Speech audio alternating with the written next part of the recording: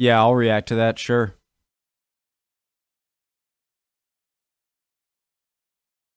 I always get him and David Livingston mixed up, I think.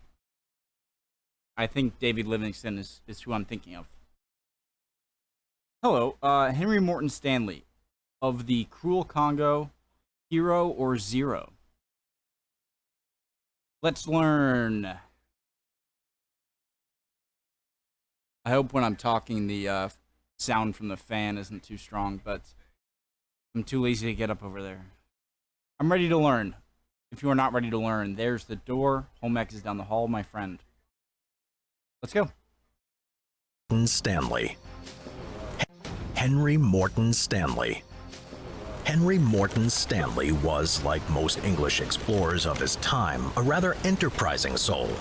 After emigrating from Wales to the United States in the spring of 1859, just before the American Civil War broke out, Stanley was taken under the wing of a stranger. He later wrote the stranger acted like a father to him, and was why Stanley had replaced his own birth name, John Rowlands, with his. Stanley was helped to find some manual work in New Orleans, but was soon sternly pressured to join the Civil War against the Southern secession. Having fought for the Confederate Army, deserted the Union Army, and worked as a ship's writer for the Federal Navy, he then found his way into journalism. He took his reportage into the wild American West before going overseas to the Ottoman Empire, a trip that resulted in his brief imprisonment after clashing with local Turks.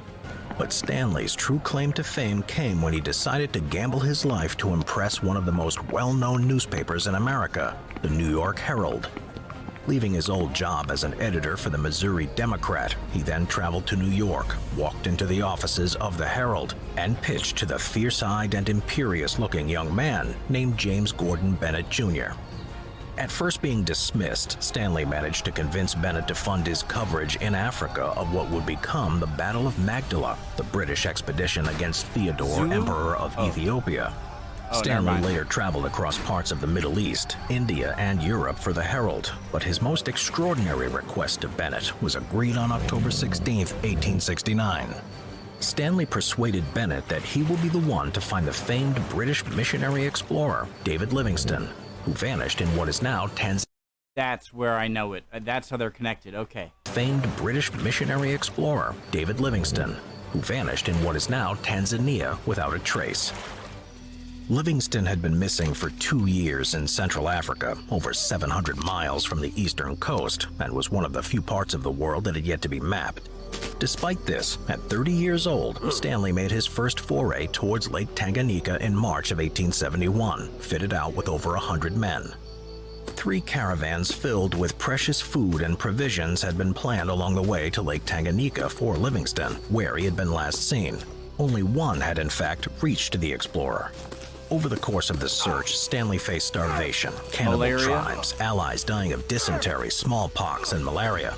In September, while struck with a fever himself, he still managed to write that, "No living man or living men shall stop me. Only death can prevent me. But I shall not die. I will not die. I cannot die." Livingstone's situation was similarly miserable. He was barely able to walk, plagued with internal bleeding, and flesh-eating ulcers were feasting on his feet. The one caravan that had arrived to Livingstone had been secretly gutted and sold by the man tasked with delivering it. In late October, after a 7th-month trek, the group, now only 33 men, finally made it to Ujiji on Lake Tanganyika, hearing rumors of a white man with gray whiskers that had arrived recently nearby. And it was there that Stanley found Livingstone, sick, largely abandoned, and without supplies. The famous line, "Dr. Livingstone, I presume?"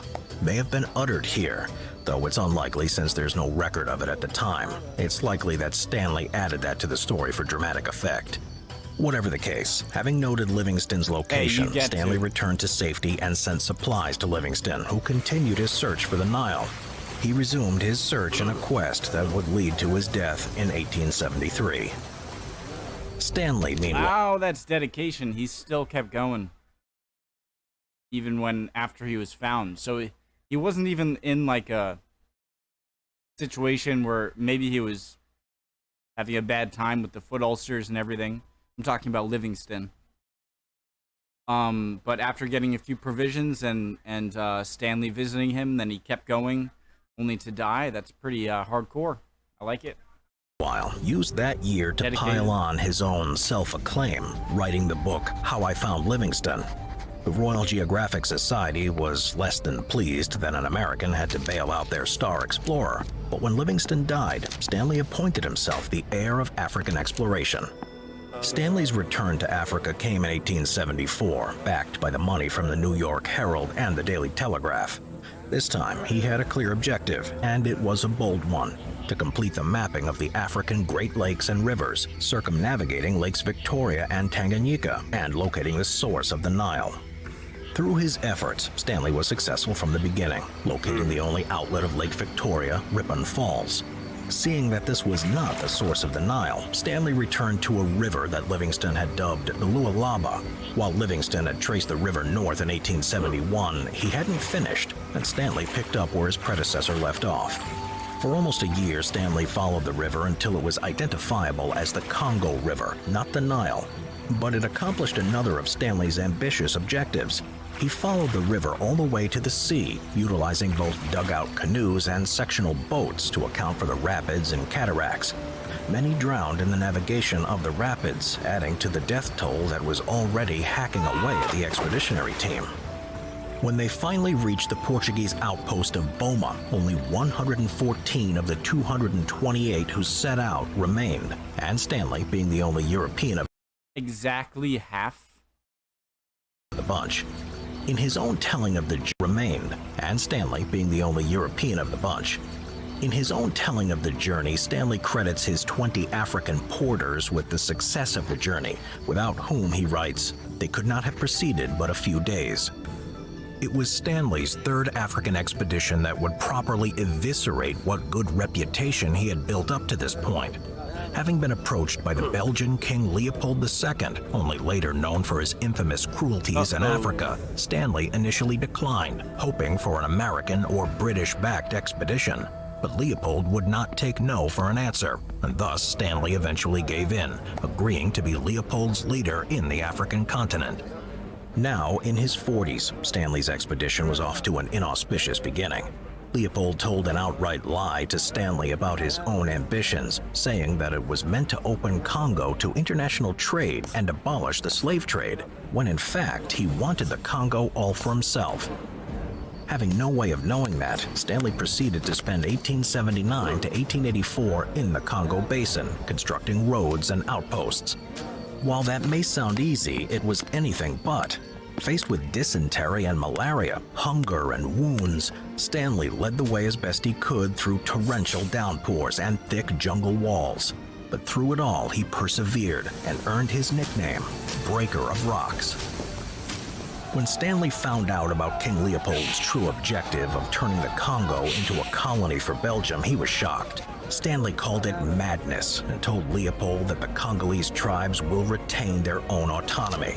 In response, Leopold threw a tantrum and destroyed as many treaties as he could find that had been negotiated by Stanley thus far into the expedition.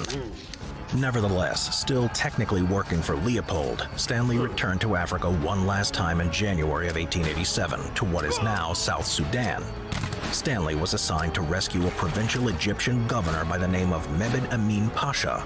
Amin had his supply lines cut off by locals called Mahdists who had revolted against their Egyptian rulers. After a few months into the search, Stanley was faced with a decision that would later prove disastrous to his reputation. At Leopoldville, Stanley had too few steamers to continue carrying his entire expedition to Amin. He had to choose from either endangering Amin's life by waiting 2 months for more vessels, or split the expedition into two so that at least half of the party may continue with the rescue. While his choice of the latter succeeded in helping him find Amin quicker, the tragic fate of those he had left behind would sour his champagne. Those at the rear guard of his expedition were commanded to wait for supplies and reinforcements at a remote village before they could rejoin with Stanley. After waiting for 13 months, frustrated and desperate, the rear guard began abusing the local Africans, stealing food, beating and abducting them ruthlessly. Consequently, Stanley's legacy was further tarnished, where once he had been seen as an upstanding, even fair explorer, he was increasingly portrayed as a regular colonial abuser. While he didn't know of the atrocities of the rear column until much later, it would take even longer for his reputation to repair, and even still, he remains a debated figure. Following this expedition, Stanley retired, married, and adopted a son. He was made a Knight of the Grand Cross of the Order of the Bath in 1899, becoming Sir Henry Morton Stanley. He lived out the rest of his knightly days at a small estate in Surrey with his family. Interesting. Henry Morton. This is a great channel. Simple History is awesome, as always. And yeah, I had no idea. I knew David Livingstone sounded familiar whenever I hear Henry Morton Stanley.